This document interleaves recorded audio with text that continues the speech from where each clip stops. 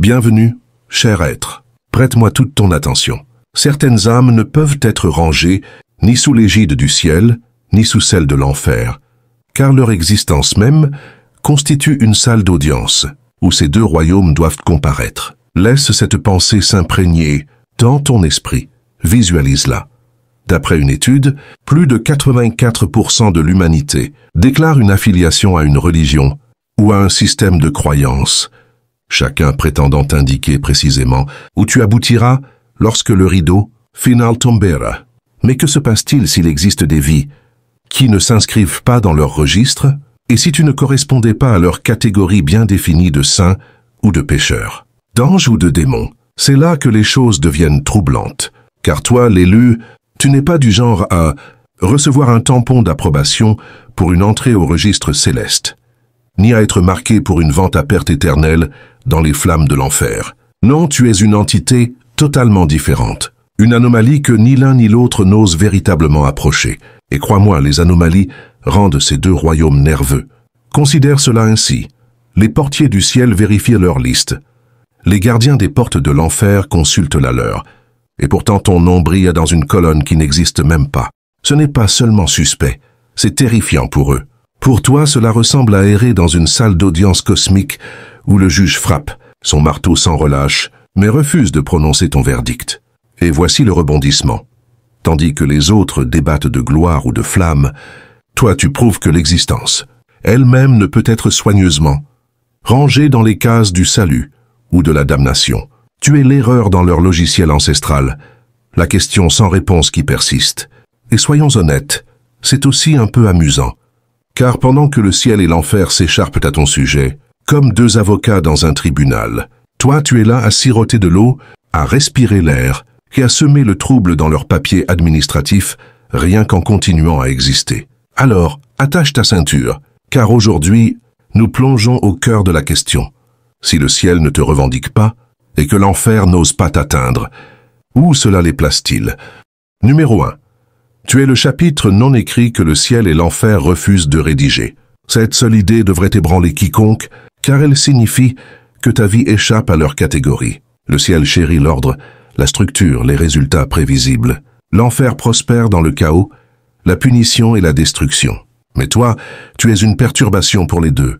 Tu n'offres pas au ciel la perfection docile qu'il souhaite exhiber, et tu ne donnes pas à l'enfer la destruction qu'il convoite pour se glorifier. Cela te place dans un espace qui défie leur récit, une contradiction vivante, dont aucun des deux royaumes ne veut assumer la responsabilité. C'est ce qui te rend si unique. Alors que les autres sont facilement étiquetés comme saints, pécheurs, sauvés ou perdus, toi, tu te tiens en dehors de leur scénario, et cela déstabilise les deux royaumes, car cela signifie que tu as été écrit par une main plus haute que la leur. Le ciel et l'enfer fonctionnent selon des lois, des hiérarchies, des rôles. Mais ton histoire a été conçue dans un lieu qui précède ces lois, avant même que leur trône n'existe.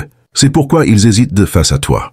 Te revendiquer, c'est admettre que leur autorité n'est pas absolue. Ce que beaucoup ne comprennent pas, c'est que être un chapitre non écrit n'est pas un rejet, mais une forme de préservation, un bouclier. Car si l'un ou l'autre camp pouvait apposer son sceau sur toi, ton histoire serait enfermée dans leur système, liée à leur définition. Au lieu de cela, ta vie demeure fluide, imprévisible, non appropriée. Cela les frustre, car cela signifie que ton destin ne peut être détourné, ton héritage ne peut être réécrit, et ton pouvoir ne peut être exploité pour leur dessein. Cela fait de toi une énigme ambulante. Quand les gens te regardent, ils ne savent pas si tu appartiens à la lumière ou aux ténèbres, car ils perçoivent des traces d'endurance et de tentation dans ton parcours. Mais ce qu'il manque, c'est que tu surpasses ces catégories. Ton existence même prouve que la vie ne suit pas toujours les règles inscrites dans les doctrines religieuses ou les récits spirituels. Tu es la page qui refuse d'être imprimée, l'histoire laissée hors du script, car l'inclure changerait le sens de tout le livre. C'est pourquoi tu secoues tant de systèmes autour de toi. Tu portes le poids d'être indompté, non classifié, non revendiqué. Et ce n'est pas une faiblesse, c'est une marque d'autorité. Cela signifie que ton destin s'écrit en temps réel, non par le ciel, non par l'enfer, mais par la source même qui les transcende tous les deux. Numéro 2. Tu existes dans le territoire sans loi entre la lumière et les ténèbres, et c'est précisément pourquoi tu ne peux être contrôlé. La plupart des gens s'inscrivent dans l'une de deux voies. Soit ils sont guidés par la structure, la moralité et la quête de ce qui est considéré comme sain, soit ils s'effondrent dans le chaos, la corruption et la destruction. Les deux camps sont prévisibles à leur manière. Mais toi, tu te tiens dans un espace qui n'appartient à aucun des deux. Un lieu où les règles établies par l'un ou l'autre royaume ne s'appliquent plus. Cet espace est inconfortable, car il n'a pas de définition fixe. Ce n'est ni noir, ni blanc, ni même gris. C'est quelque chose qui se situe entièrement en dehors de leur spectre. Un royaume où le concept même de catégorie s'efface. C'est pourquoi tu as toujours ressenti ce sentiment de ne pas vraiment appartenir quelque part. Les gens immergés dans la religion ne peuvent te comprendre, car tu ne te conformes pas à leurs rituels. Pourtant, tu n'es ni perdu ni brisé. Ceux qui s'adonnent au chaos et à la destruction ne te comprennent pas non plus. Car malgré les efforts des ténèbres pour t'engloutir, tu ne t'es jamais totalement abandonné à elles. Tu portes les cicatrices des deux royaumes, mais aussi une immunité contre eux. C'est pourquoi tu te déplaces différemment. C'est pourquoi aucune étiquette ne te colle longtemps. Vivre dans ce territoire sans loi rend ta vie à la fois dangereuse et puissante. Dangereuse, car ni le ciel ni l'enfer ne peuvent facilement prévoir tes mouvements. Tu ne suis pas leur script, donc tu ne peux pas être manipulé comme les autres. Cela fait de toi une menace, car chaque système repose sur des individus qu'il peut catégoriser, enfermer, gérer. Mais tu n'es pas ainsi. Tu es le facteur imprévisible qu'ils ne peuvent anticiper. Et l'imprévisibilité est la seule chose que les deux royaumes craignent. En même temps, ce territoire est puissant, car il te libère des chaînes dont la plupart des gens ne s'échappent jamais. Tu n'es pas esclave du perfectionnisme, ni détruit par le chaos. Tu as goûté aux deux, mais tu n'appartiens à aucun. Cet équilibre te confère une perspective que personne d'autre ne possède, une capacité à voir la vérité sans les filtres de la peur ou de l'endoctrinement. Ta vie prouve que chaque âme n'a pas à s'incliner devant un trône, qu'il soit de lumière ou de feu. Tu incarnes la liberté de celui qui existe, en dehors de leur carte. C'est pourquoi les deux royaumes marchent sur des œufs autour de toi. Tu leur rappelles que leur autorité a des limites, et que tu vis juste au-delà. Numéro 3. Tu exposes les limites des deux royaumes, et peu de vies sont capables de le faire. Le ciel construit son identité autour de la pureté, de la perfection et de la droiture. L'enfer prospère dans la corruption, la destruction et la rébellion. Les deux camps se présentent comme des absolus, comme s'il n'existait ni terrain intermédiaire, ni alternative, ni espace en dehors de leurs frontières. Mais toi, par ta seule existence, tu prouves que leurs prétentions ne sont pas aussi étanches qu'ils le revendiquent. Tu secoues leur cadre en montrant qu'une âme peut endurer à la fois la pureté et la corruption, la lumière et les ténèbres, tout en restant quelque chose d'autre, au-delà de l'un ou de l'autre. Le ciel veut des individus qu'il peut exhiber comme des exemples parfaits de soumission à l'ordre divin. Pourtant, tu ne rentres pas dans ce moule. Tu portes des fissures, des blessures, des expériences que la perfection ne peut expliquer. Mais ces fissures ne t'ont pas brisé. Cela perturbe le récit du ciel, qui repose sur l'idée que seules les âmes immaculées détiennent une véritable autorité. Tu prouves le contraire. Les cicatrices peuvent détenir autant de pouvoir que la pureté, peut-être même davantage. L'enfer, quant à lui, veut revendiquer ceux qui sont brisés, détruits ou consumés par leurs propres ombres. Pourtant, tu n'es pas consumé. Tu as traversé des flammes qui auraient dû te réduire en cendres, mais tu en es sorti porteur de sagesse plutôt que de ruine. Cela perturbe le récit de l'enfer, qui prospère sur l'idée qu'une fois que les ténèbres t'ont touché, elles te possèdent à jamais. Tu prouves le contraire. L'esprit humain peut résister à ce qui aurait dû le détruire pour toujours. En vivant à travers ce que les deux camps prétendent contrôler, tu révèles leurs limites. Tu montres que la pureté du ciel n'est pas le seul chemin vers la force, et que la corruption de l'enfer n'est pas l'unique issue de la souffrance. Ton histoire démantèle leurs absolus. C'est pourquoi les deux royaumes hésitent face à toi.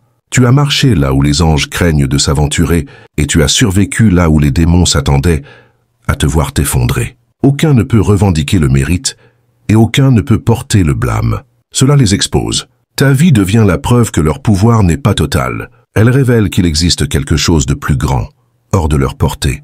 Quelque chose qu'ils ne peuvent ni étiqueter ni contenir. Et ce quelque chose, c'est précisément ce que tu portes en toi chaque jour. Numéro 4. Tu es le test que ni l'un ni l'autre ne peut réussir. Et cette vérité coupe plus profondément que la plupart ne le réalisent. Le ciel et l'enfer évaluent les gens avec des systèmes conçus pour prouver un point. Le ciel envoie des épreuves de foi pour voir si tu te soumettras, feras confiance et resteras obéissant, peu importe le coût. L'enfer envoie des tentations et des afflictions pour voir si tu t'effondreras, compromettras ou trahiras ta propre essence sous la pression. La plupart des gens finissent par plier d'un côté. Soit ils deviennent des serviteurs obéissants, célébrés comme preuve de la miséricorde du ciel, soit ils deviennent des victimes brisées, exhibées comme preuve de la victoire de l'enfer. Mais toi, tu te tiens dans une catégorie qui déstabilise les deux, car tu ne leur donnes pas la satisfaction d'un résultat prévisible. Tes épreuves n'ont pas été anodines. Tu as affronté des trahisons, des pertes, des déceptions et des tentations qui auraient pu réécrire ton destin. Pourtant, tu n'as jamais craqué comme il l'avait prévu. Le ciel s'attend à ce que tu émerges impeccable, mais tu n'es pas sorti sans cicatrice. Tu es sorti plus fort grâce à elle. L'enfer s'attend à ce que tu te noies dans le désespoir, mais au lieu de cela, tu as transformé tes blessures en sagesse. Aucun des deux camps n'avait anticipé cela. Ils voulaient une victoire nette, mais ils ont obtenu un paradoxe. C'est pourquoi tu les déranges. Tu n'es ni l'enfant modèle de la sainteté parfaite, ni l'histoire édifiante de la corruption totale. Tu es quelque chose d'autre entièrement. La preuve que l'endurance elle-même est divine, que l'âme humaine possède une résilience, que même les royaumes de lumière et de ténèbres ne peuvent pleinement expliquer. Tu portes la preuve que la force ne vient pas toujours du respect des règles, et que la survie ne vient pas toujours de l'abandon au chaos. Parfois, elle naît de la volonté brute de continuer alors que les deux camps t'ont déjà considéré comme fini. Chaque fois que tu survis à ce qui aurait dû te détruire, le ciel et l'enfer sont forcés de confronter la même vérité. Ils peuvent te tester, mais ils ne peuvent te définir. Ils peuvent te mettre sous pression, mais ils ne peuvent te prédire. Ta vie continue de briser leurs formules, de démanteler leurs suppositions et d'exposer les limites de leur contrôle. C'est pourquoi tu restes le test qu'aucun des deux ne peut réussir, car tu prouves qu'il existe des forces plus grandes que la doctrine, plus puissantes que la peur et plus profondes que n'importe quel trône ne peut prétendre. Numéro 5. Tu es leur secret commun et ce rôle est plus lourd qu'il n'y paraît. Le ciel et l'enfer savent que ta présence change l'équation, mais aucun des deux ne veut l'admettre à voix haute. Le ciel te garde sous silence, car ton existence ne correspond pas à son récit. Tu n'es pas l'exemple immaculé qu'ils aiment exhiber devant le monde. Admettre ton existence les obligerait à reconnaître que le pouvoir peut exister en dehors de leur définition, rigide de la sainteté. Ainsi, ils gardent ton nom hors des registres, ne te reniant pas mais ne t'affichant pas non plus. Pour eux, tu es une preuve qu'ils préfèrent t'archiver, cachée là où personne ne posera de questions gênantes. L'enfer de son côté ne t'attaque pas imprudemment, car il sait que tu n'es pas une cible facile. Pour la plupart, l'enfer charge avec destruction, chaos et tentation. Mais avec toi, il avance prudemment. Observe, attend, murmure plutôt que rugir, car il reconnaît quelque chose de dangereux en toi. Tu ne peux pas être facilement consumé. Tu as déjà enduré ce qui aurait dû te briser, et tu ne t'es pas effondré comme il l'avait prévu. T'attaquer sans précaution pourrait se retourner contre lui, et l'enfer n'aime pas les risques qu'il ne peut contrôler. Cela te place dans une position étrange, ignorée publiquement, mais surveillée de près en privé. Les deux camps prétendent que tu es invisible, mais leur comportement trahit la vérité. Ils sont troublés. Ton existence même perturbe l'équilibre, car tu prouves qu'aucun des deux royaumes n'a une autorité totale. Chaque pas que tu fais, chaque survie, chaque remontée après une chute, rappelle que leurs systèmes ont des angles morts. Tu es la faille dans leur contrôle, la partie de l'histoire qu'ils ne peuvent ni expliquer ni effacer. Ce qui rend cela encore plus intriguant, c'est que leur silence à ton sujet n'est pas une faiblesse, mais une stratégie. Ils savent que t'annoncer publiquement réveillerait des questions chez les autres. Ils savent que t'attaquer ouvertement exposerait leur peur. Alors, ils te gardent caché, comme leur secret commun, jamais pleinement reconnu, jamais totalement nié.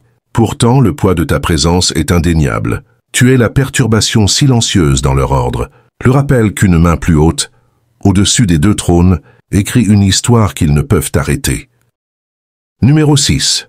Tu vis comme la preuve que le salut et la damnation sont des vérités incomplètes. Et cette réalité perturbe tout ce qui est bâti sur l'idée d'absolu. Depuis des siècles, le monde a été enseigné qu'il n'existe que deux destinations, deux étiquettes, deux façons de mesurer une âme. Soit tu es sauvé et digne d'une récompense éternelle, soit tu es damné et destiné à une perte éternelle. Ce binaire a façonné des religions, des cultures et des systèmes de contrôle. Mais ta vie bouleverse ce cadre, car tu ne rentres pas proprement dans l'une ou l'autre colonne. Tu es la preuve gênante qu'une âme humaine ne peut être réduite à deux cases. Peu importe à quel point la doctrine insiste, tu as traversé les ténèbres sans être revendiqué par elles, et tu as touché la lumière sans être totalement absorbé par elle. Ce terrain intermédiaire ne fait pas de toi un demi-sauvé ou un demi-damné, mais quelque chose d'autre entièrement. Cela fait de toi le rappel que l'existence est plus complexe que ne le permettent les catégories simplistes. Ton histoire révèle qu'une âme peut porter des cicatrices sans être condamnée, et des défauts sans être indigne. Elle prouve qu'il existe des dimensions de la vie que ni le salut ni la damnation n'expliquent pleinement. C'est pourquoi tu déranges les deux camps.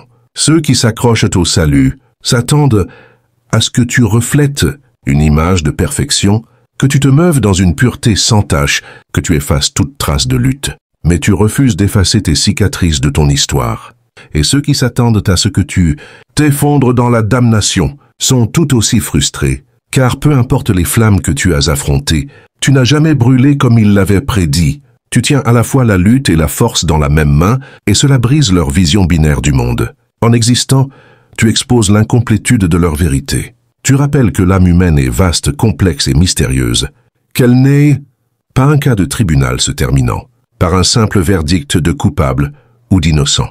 C'est quelque chose de plus profond, qui transcende le langage de la récompense et de la punition. Ta vie murmure qu'il existe une source au-delà du salut et de la damnation, un créateur qui refuse de laisser ton essence être réduite à un résultat binaire. Tu vis comme la preuve ambulante que l'histoire de l'âme ne peut être enfermée par des trônes, de lumière ou de feu, car la vérité est plus grande que les deux. Numéro 7. Tu es le mystère qui empêche les deux trônes de dormir, et cela seul rend ta présence perturbatrice à un niveau que la plupart des gens ne comprendront jamais. Le ciel et l'enfer prospèrent sur la prévisibilité. Ils ont vu toutes sortes de réponses humaines, obéissance, rébellion, reddition, corruption, et savent comment les gérer. Les âmes sont comme des pièces sur un échiquier, se déplaçant de manière que les deux royaumes ont mémorisé depuis des siècles. Mais toi, tu brises ce schéma. Tu ne te déplaces ni comme un pion, ni comme un cavalier, ni même comme une reine. Tu te meus en dehors des règles, d'une manière qu'aucun des deux camps n'a anticipé. Cela te rend imprévisible, mais aussi incontenable. Ton imprévisibilité explique pourquoi tu es si étroitement surveillé. Le ciel ne sait pas si tu suivras son script d'obéissance sans faille. L'enfer ne sait pas si tu tomberas dans ses pièges de corruption. Les deux camps ajustent leurs mouvements autour de toi. Mais tu ne réponds jamais comme prévu. Cette imprévisibilité est à la fois ton plus grand fardeau et ta plus grande force. Cela signifie que tu n'es jamais vraiment en paix, car les deux côtés te testent, t'observent et te sondent constamment, espérant te décoder. Mais cela signifie aussi que tu n'es jamais vraiment vaincu, car ils ne peuvent t'enfermer ce qu'ils ne comprennent pas. C'est pourquoi tu secoues les trônes. Quand le pouvoir ne peut te prédire, il ne peut te contrôler. Et quand il ne peut te contrôler, il n'a d'autre choix que de te respecter en silence. Ce respect ressemble souvent à de l'hostilité, de la confusion ou du déni. Mais au fond, c'est de la peur. Car ton existence prouve que toutes les âmes ne rentrent pas dans leurs équations. Tu vis en dehors de leur stratégie, et cela rend leur système plus fragile qu'il n'y paraît. Le fait que tu restes invaincu malgré chaque épreuve est la preuve la plus claire que ta source de force se situe au-delà de leur trône.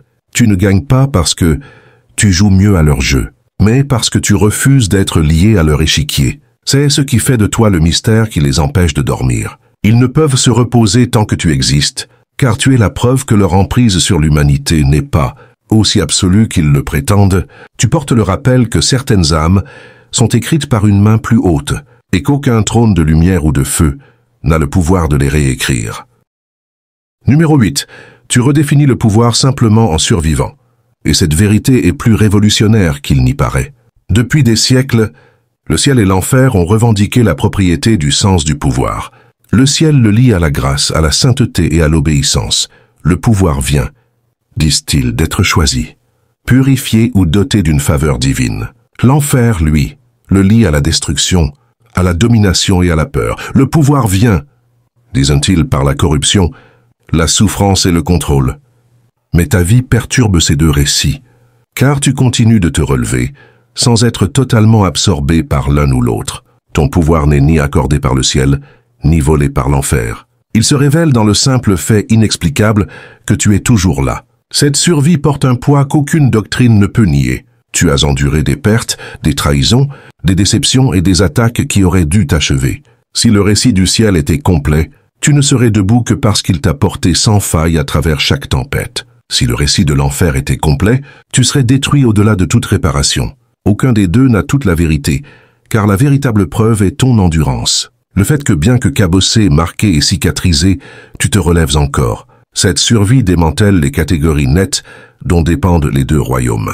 Ton existence prouve que le pouvoir n'est pas toujours bruyant, glamour ou visible. Il est souvent silencieux, brut et obstiné, le genre de force qui refuse de s'effondrer, même quand l'effondrement semble plus facile. Ce type de survie te rend intouchable d'une manière que les couronnes et les flammes ne peuvent égaler. Le ciel ne peut le revendiquer comme son trophée, et l'enfer ne peut le parader comme sa conquête. Ta survie n'appartient à personne, d'autre qu'à la source qui t'a créé avant que leur trône n'existe, et c'est ce qui les perturbe le plus. Le pouvoir dans leur système est toujours lié au contrôle. Soit être contrôlé, soit exercer un contrôle. Mais ta survie montre le pouvoir sous sa forme la plus pure, l'endurance sans propriété.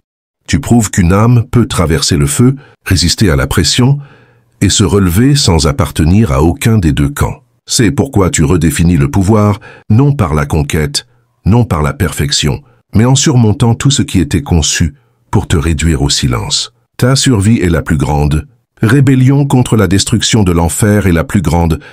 Interruption des récits d'exclusivité du ciel. En vivant, en endurant, en te relevant, tu as réécrit la définition même de ce que signifie le pouvoir. Numéro 9. Tu es la flamme qui ne brûle pas et l'eau qui ne noie pas, et cette vérité seule te rend impossible à catégoriser. Les lois de la nature et de l'esprit insistent sur le fait que certains résultats sont inévitables. Le feu consume, l'eau submerge, les épreuves détruisent, et les tempêtes finissent par triompher. Pourtant, ta vie continue de briser ces règles. Tu as traversé les flammes de l'affliction qui auraient dû te réduire en cendres. Mais au lieu de cela, tu en es sorti plus affûté, plus lumineux, plus vivant. Tu as été jeté dans les eaux profondes du désespoir qui auraient dû t'entraîner pour de bon. Mais d'une manière ou d'une autre, tu as refait surface avec une force que la plupart ne peuvent expliquer. Ce paradoxe perturbe le ciel et l'enfer, car cela signifie que tu vis en dehors des formules qu'ils utilisent pour prédire et contrôler les âmes. Ce refus d'obéir aux lois habituelles n'est pas une rébellion, mais une révélation. Cela révèle que la réalité n'est pas aussi rigide qu'on le pense, et que l'âme n'est pas aussi fragile que les doctrines le prétendent. Tu es la preuve que l'existence opère dans des dimensions que personne n'a cartographiées. Là où la survie n'est pas dictée par des règles, mais par un pouvoir invisible, intégré à ce que tu es. Cette révélation est menaçante, car elle signifie que les systèmes construits autour de la récompense, de la punition, du péché et de la vertu sont incomplets. Si quelqu'un comme toi peut traverser la destruction sans être détruit, alors toute l'idée d'inévitabilité s'effondre. Ton essence refuse de se plier aux résultats attendus, et c'est ce qui te rend si rare. Là où d'autres s'épuisent, tu endures. Là où d'autres se noient, tu respires. Ce n'est ni de la chance ni du déni, mais l'émergence d'une vérité plus grande que les catégories données à l'humanité. Tu es la preuve que l'univers se plie de manière que la religion et la philosophie n'ont pas encore expliqué. C'est pourquoi tu déranges non seulement les systèmes spirituels, mais aussi les systèmes humains. Tu exposes le fait que la vie ne peut pas toujours être contenue par la logique, le rituel ou le décret. La flamme qui ne brûle pas et l'eau qui ne noie pas, c'est ton essence. Tu vis comme une contradiction au livre de règles, écrit par les trônes de lumière et de feu. Et ce faisant, tu révèles que le potentiel de l'âme est bien plus étrange, plus profond et plus indestructible que quiconque n'ose l'admettre. Ta survie même est une révélation que leurs lois ne sont pas définitives. Numéro 10. Tu es la vérité, inconfortable que les deux camps évitent de prêcher. Et ce silence parle plus fort que toutes leurs proclamations. Les religions et les systèmes spirituels prospèrent sur la clarté, sur la promesse qu'ils peuvent tout expliquer sur ton destin. Suis leurs règles, et tu seras sauvé. Brise-les, et tu seras perdu. C'est une équation simple qui maintient leur système en marche. Mais ensuite, tu arrives, et ta vie même refuse de s'adapter à cette formule. Tu n'es pas le saint que leurs sermons peuvent utiliser comme preuve d'obéissance, ni le pécheur qu'ils peuvent exhiber comme preuve de rébellion. Tu es quelque chose d'autre, quelque chose d'incommode, et cela te rend dangereux pour leur récit. S'ils te reconnaissaient, ils devraient admettre que leurs cadres sont incomplets. Ils devraient affronter la réalité que chaque âme n'est pas définie par la récompense et la punition, le ciel et l'enfer, le noir et le blanc. C'est pourquoi ton histoire est évitée, minimisée ou rejetée. Ils préfèrent parler de ceux qui correspondent clairement à leur script, ceux qui peuvent être facilement catégorisés, mesurés et contrôlés. Toi, en revanche, tu es un rappel qu'un pouvoir est en mouvement au-delà de leur portée. Une source qui ne peut être emballée dans une doctrine ou contenue par un rituel. Cet évitement n'est pas de l'ignorance, mais une intention. Amener ton existence dans la conversation démêlerait trop d'hypothèses. Cela soulèverait des questions auxquelles leurs enseignements n'ont pas de réponse. Comment expliquer une âme qui a traversé à la fois la lumière et les ténèbres et qui est sortie non revendiquée? Comment classer quelqu'un qui a survécu à ce qui aurait dû le condamner, mais qui n'a jamais plié devant les structures censées le sauver? Ils évitent ces questions inévitables. Alors, ils enterrent ton histoire. Mais le silence autour de toi est aussi la preuve de ton importance. Personne ne cache ce qui ne menace pas son ordre. Il te cache parce que tu es la preuve vivante que l'esprit humain ne peut être monopolisé par des trônes de lumière ou de feu. Ta présence murmure ce qu'ils n'osent pas prêcher. Que la vérité est plus grande que la religion, plus grande que le salut et la damnation, et plus grande que leurs prétentions de contrôle. Tu es la preuve qu'ils gardent dans l'ombre, car t'amener à la lumière briserait les murs soigneusement construits de leur récit. Numéro 11. Tu les forces à affronter leur propre hypocrisie, et cela seul rend ton existence inconfortable pour les deux royaumes. Le ciel prétend sauver, promettant protection, guidance et récompense ultime pour l'obéissance. L'enfer prétend dévorer, promettant punition, destruction et soumission totale pour l'échec. Les deux se présentent comme des vérités absolues. Pourtant te voilà non sauvé par le ciel, non dévoré par l'enfer, toujours en train de respirer, toujours intact. Ta survie expose les fissures dans leurs slogans, les failles dans leur prétendu contrôle et les limites de leur autorité. Ta vie démontre que le salut n'est pas toujours garanti, même pour ceux qui suivent toutes les règles, et que la damnation n'est pas toujours inévitable, même pour ceux qui succombent aux ténèbres. Cette vérité embarrasse les deux camps, car elle sape leurs revendications fondamentales. Le ciel ne peut te revendiquer comme preuve de sa miséricorde, et l'enfer ne peut te revendiquer comme preuve de sa conquête. Tu existes comme une contradiction vivante, une réalité que ni l'un ni l'autre ne peut pleinement expliquer ou contenir. Cette confrontation est subtile, mais dévastatrice. Chaque acte d'endurance, chaque moment où tu te relèves, alors que tu étais censé tomber, expose l'hypocrisie de leurs récits absolus. Ils prêchent le contrôle, mais tu opères librement. Ils promettent des résultats, mais tu défies les attentes. Tu es le rappel que ni la lumière, ni les ténèbres n'ont le dernier mot sur une âme qui refuse d'être possédée. En existant simplement, tu révèles une vérité que ni l'un ni l'autre ne veut affronter. Le pouvoir, la résilience et le destin n'appartiennent pas exclusivement au trône de récompense ou de punition. Ils appartiennent d'abord à la source et aux âmes qui la reconnaissent et la portent. Ta vie démantèle leur slogan. Sans un seul mot, elle prouve que la réalité est bien plus complexe, plus étrange et plus puissante que les récits en noir et blanc qu'ils imposent. Tu es la preuve vivante que les slogans ne peuvent lier l'existence, que les proclamations ne peuvent te prédire la survie et que l'autorité n'est jamais absolue face à une âme qui refuse de se conformer. Le ciel et l'enfer sont forcés de confronter leur propre hypocrisie, non parce que tu les as défiés directement, mais simplement parce que tu vis en dehors de leurs règles, intouchables, indéniables et intactes. Numéro 12. Tu es le pont que ni l'un ni l'autre ne peut traverser. Et cette vérité révèle plus sur leurs limites que la plupart des gens n'osent l'admettre. Le ciel et l'enfer se présentent comme des pouvoirs illimités. L'un prétend détenir toute la grâce et le salut, l'autre toute la corruption et la destruction. Pourtant, ton âme expose discrètement les frontières qu'ils ne peuvent franchir. Tu as enduré à la fois la lumière et l'ombre, et au lieu d'appartenir pleinement à l'un ou l'autre, tu as appris à porter des morceaux des deux sans être possédé par eux. Cela seul fait de toi quelque chose que ni l'un ni l'autre royaume ne peut reproduire. Ton âme existe dans un espace qui relie les dimensions, un seuil qui n'appartient pleinement à aucun royaume. Le ciel ne peut pénétrer cet espace sans admettre qu'il ne contrôle pas toutes les couches de l'existence. L'enfer ne peut pénétrer cet espace sans admettre qu'il ne domine pas toutes les profondeurs de l'âme. Les deux sont limités par leur propre nature, mais toi tu ne l'es pas.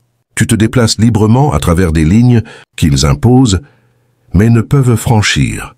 Et ce mouvement les perturbe, car il montre que leur pouvoir absolu n'est pas du tout absolu. Être un pont n'est pas facile. Cela signifie que tu ressens l'attraction des deux côtés, la tension d'être trop pour un monde et pas assez pour l'autre. Pourtant, cela signifie aussi que tu portes une perspective qu'aucun trône ne possède. Tu as vu ce qu'est la grâce et ressenti ce qu'est la destruction. Tu as enduré ce que la pureté exige et ce que la corruption tente. Tu détiens la connaissance des deux extrêmes, mais tu restes non revendiqué par aucun. Cet équilibre te rend plus complet qu'ils ne veulent l'admettre, car il prouve que l'esprit humain est bien plus grand que leur division. Ton existence force une confrontation. Avec la vérité, les deux royaumes opèrent sous des limitations. Le ciel ne peut toucher ce qui est au-delà de son ordre, et l'enfer ne peut consommer ce qui refuse de se rendre. Mais toi, l'un revendiqué, tu marches librement à travers des seuils qu'ils craignent. Tu n'es pas piégé par leurs lois, et cela fait de toi le pont, la preuve vivante que l'existence ne peut être réduite à deux royaumes opposés. Tu incarnes l'espace intermédiaire, la dimension qu'ils ne peuvent gouverner. C'est pourquoi les deux camps gardent leur distance, tout en t'observant de près. Tu es ce qu'ils ne peuvent expliquer, mais aussi ce qu'ils ne peuvent ignorer. Numéro 13. Tu es la raison pour laquelle ils réécrivent les règles, et cette réalité révèle à quel point ta présence est véritablement perturbatrice. Les systèmes comme le ciel et l'enfer reposent sur des lois fixes. Le jugement doit avoir une certaine apparence. Le destin doit se dérouler selon certaines lignes. L'appartenance doit être décidée par l'allégeance à l'un ou l'autre camp. Ces règles sont censées être incassables, le cadre par lequel toutes les âmes peuvent être mesurées. Mais ensuite, tu entres en scène, et soudain, les règles ne fonctionnent plus comme elles le devraient. Chaque étiquette qu'ils essaient de t'attacher glisse. Chaque loi qu'ils tentent d'appliquer s'effondre sous le poids de ta réalité. Tu es l'échappatoire qu'ils n'ont jamais anticipé, la contradiction qu'ils ne peuvent légiférer. Ta vie expose que leurs systèmes ne sont pas aussi parfaits qu'ils le prétendent. Le jugement dépend des preuves, mais ta survie contredit leur verdict. Le destin est censé être linéaire, mais ton chemin continue de s'incliner vers des endroits qu'aucun script n'a préparés. L'appartenance est censée être définitive, soit au ciel, soit à l'enfer, mais tu continues de te déplacer entre leurs frontières sans être possédé. Cela les force à s'adapter, à créer des exceptions, à inventer des explications pour empêcher leurs adeptes de remarquer les fissures. Ton existence est la fissure, la preuve que la loi n'est pas absolue. Cette réécriture n'est pas une question de miséricorde ou de flexibilité, mais de contrôle. Les deux camps s'empressent de reformuler leurs règles pour ne pas perdre leur autorité aux yeux de ceux qui dépendent d'eux pour la clarté. Ils ont besoin que les lois semblent inébranlables, mais ta vie continue de les secouer. Tu ne suis pas leur schéma de cause à effet. Tu ne plies pas quand la destruction arrive, et tu ne joues pas la perfection pour obtenir une récompense. Tu continues simplement à avancer, à survivre, à te relever, et chaque pas force leurs mains. C'est pourquoi tu es une telle menace. Tu exposes la fragilité de leur ordre simplement en existant. Tu montres qu'il y a des âmes qui ne rentrent pas dans leurs équations, qui vivent en dehors de leurs définitions, qui portent une vérité plus grande que la loi. Ta présence seule suffit à faire reformuler leur stratégie, réécrire leur doctrine et repenser leurs certitudes. Tu ne survis pas seulement dans leur système, tu plies le système autour de toi, et c'est pourquoi tu restes l'échappatoire qu'ils ne peuvent jamais fermer. Numéro 14. Tu portes l'autorité de celui qui a créé les deux royaumes, et ce fait seul perturbe tout pouvoir qui essaie de t'enfermer. Le ciel et l'enfer existent comme des royaumes opposés, chacun revendiquant la suprématie à sa manière. Le ciel revendique la propriété par le salut, la pureté et la récompense. L'enfer revendique la propriété par la corruption, la destruction et la peur. Les deux tentent de convaincre le monde qu'ils sont les destinations ultimes, les autorités finales sur le destin de l'âme. Mais ton existence même prouve le contraire. Tu as été revendiqué bien. Avant que l'un ou l'autre trône n'ait le droit de parler, tu n'appartiens pas au royaume. Ils appartiennent à la même source qui t'a donné vie, et cette réalité dépouille leur illusion de pouvoir ultime. C'est pourquoi tu ne peux être ni acheté, ni menacé, ni manipulé comme les autres. Le ciel ne peut te flatter pour te soumettre avec des promesses de gloire, et l'enfer ne peut te terrifier pour t'effondrer avec des menaces de ruine. Ta loyauté ne repose pas sur ce qu'ils peuvent donner ou prendre. Elle repose sur celui qui existait avant eux, qui a façonné l'âme elle-même, qui détient une autorité qu'aucun trône de lumière ou de feu ne peut rivaliser. C'est pourquoi tu restes intouchable, car tu n'es pas lié à eux. Tu es ancré dans ce qui les a précédés. Ta vie rayonne cette autorité d'une manière que ni l'un ni l'autre ne peut nier. Elle se manifeste dans la façon dont tu survis aux tempêtes censées t'enterrer, dont tu te relèves après des chutes qui auraient dû être définitives, dont tu continues de marcher même quand les deux royaumes s'attendent à ce que tu te rendes. Cette persistance n'est pas de l'entêtement humain, mais un héritage divin. Tu portes l'empreinte d'une source trop grande pour que le ciel ou l'enfer puissent la revendiquer. Et au fond, ils le savent. C'est pourquoi ils marchent sur des œufs autour de toi. La vérité est simple, mais troublante. Tu leur rappelles qu'ils ne sont ni le début ni la fin. Ils sont des royaumes au sein d'un ordre plus vaste, des systèmes à l'intérieur d'un dessein plus grand. Et tu portes la marque de ce dessein plus grand dans ton existence même. C'est pourquoi ni l'un ni l'autre ne peut vraiment te toucher. Pourquoi les deux hésitent à t'annoncer, alors que ta présence seule crée des ondulations dans leur système? Tu n'es pas là pour servir leurs agendas. Tu es là comme preuve que le Créateur des royaumes a le premier mot, le dernier mot et tous les mots entre les deux. Et cette réalité rend le ciel et l'enfer effrayés par toi. Quand tu prends du recul et observes l'ensemble de qui tu es, il devient impossible d'ignorer la vérité. Tu existes au-delà de l'emprise du ciel et de l'enfer. Tu es le chapitre non écrit, le territoire sans loi, le paradoxe que ni l'un ni l'autre ne peut expliquer. Tu exposes leurs limites, survis à leurs épreuves, et te déplaces librement, à travers des seuils qu'ils ne peuvent toucher. Ta vie est la preuve que le salut et la damnation sont incomplets, que le pouvoir peut être redéfini simplement par l'endurance, et que l'autorité appartient finalement à celui qui a créé tous les royaumes, et non aux trônes qui prétendent les gouverner. Chaque cicatrice que tu portes, chaque épreuve que tu as endurée, chaque fois que tu t'es relevé alors que tu étais censé tomber, tout cela construit la preuve indéniable que tu es non revendiqué et intouchable. Tu es l'échappatoire qui brise les systèmes, le mystère qui empêche les rois de dormir, la flamme qui ne brûle pas, l'eau qui ne noie pas.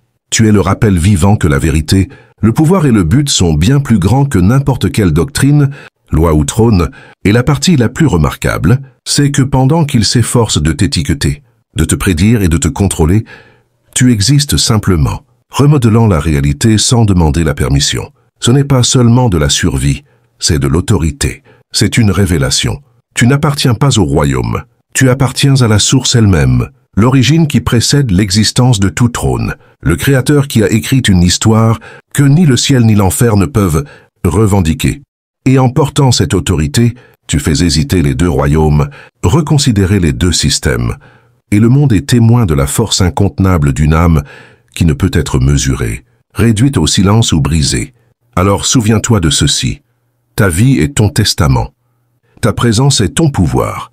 Et ta survie est ta rébellion. Rien au-dessus ou en dessous ne peut te revendiquer, car tu n'étais jamais destiné à leur appartenir. Tu es au-delà de leur portée, au-delà de leur compréhension, et c'est la vérité ultime qu'ils ne peuvent affronter. Tu existes comme la preuve que l'esprit humain est illimité, divin et totalement non revendiqué. Tiens-toi dans ce pouvoir.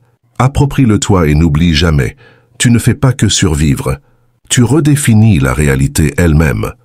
Si ce message t'a touché, s'il a réveillé quelque chose de profond en toi, ne t'arrête pas là. Clique sur le bouton d'abonnement et rejoins le voyage, car ce que tu vois n'est que le début. Aime cette vidéo pour montrer que tu reconnais un pouvoir qui ne peut être contenu, et partage-la avec ceux qui ont besoin qu'on leur rappelle que la survie et l'autorité appartiennent aux non revendiqués. Laisse tes pensées dans les camas et dans les commentaires ci-dessous.